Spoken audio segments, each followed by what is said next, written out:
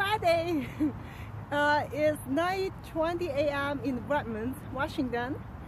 It's cold. You can see me just up like that. 55 degrees. I'm doing bike ride to the coast Swiss cut at night. Ready? So let's enjoy a bit of bike ride for me.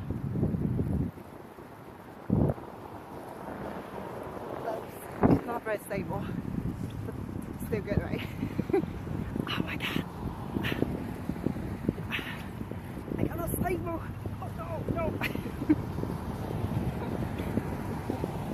It's beautiful doing bike ride in Washington.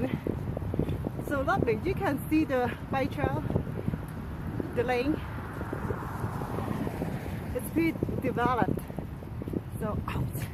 I gotta stop. Okay.